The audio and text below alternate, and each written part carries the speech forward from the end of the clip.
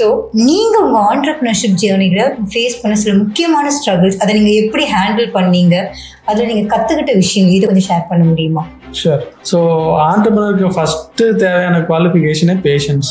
At least my learnings, my experience வச்சு நான் சொல்லக்கூடிய ஒரே வார்த்தை, எல்லாத்தையும் சுருக்கி அந்த ஒன் லைனில் சொல்லலாம், பேஷன்ஸ் தான். அதுக்கு ஒரு சின்ன எக்ஸாம்பிள் சொன்னால், நான் ப்ராடக்ட் லான்ச் பண்ணுறோம். ஃபஸ்ட்டு ஒரு 6 monthsக்குள்ளே என்னோட டெக்னிக்கல் கோஃபவுண்டரோட அப்பாவுக்கு வந்து ஒரு பெரிய மேஜர் ஆப்ரேஷன். அப்போ அவர் என்ன பண்ணுறாரு, ப்ரோ இவ்வளோதான் ப்ரோ, நான் பண்ண வேண்டிய வரைக்கும் பண்ணிட்டேன், நீங்கள் இதுக்கு பிறகு மார்க்கெட் பண்ணுறது, சேல்ஸ் பண்ணுறது நீங்கள் பார்த்துங்க, என்னால் சப்போர்ட் பண்ண முடியாது. இல்லை நீ டீமில் இருப்பியா இல்லை போயிடுறியாடா, கொஞ்சம் கரெக்டாக சொன்னீங்கன்னா அதுக்கேற்ற மாதிரி பிளான் பண்ணேன். இல்லை ப்ரோ ஒரு அப்பாவை பார்த்துக்கணும், ஒரு 6 months என்னால் எதுவுமே பண்ண முடியாது, அதுக்கப்புறம் வேணால் எதாவது பார்க்கலாம், அப்பா கரெக்டாக ஆகிட்டாரு, எல்லாம் பண்ணிட்டாங்க, நம்ம எதாவது யோசிக்கலாம் அப்படின்னு. தென் ஐ டேக், சரி நீ பண்ண வரைக்கும் போதும், ஒரு 6 months நான் மார்க்கெட்டை போயிட்டு நான் சேல்ஸ் பண்ணுறது, மார்க்கெட் ரீச் அவுட் பண்ணுறது, கிளைண்ட்ஸ் பண்ணுறது நான் பண்ணிட்டு வரேன். ஆனால் டெவலப்மெண்ட் எதுவுமே இருக்காது.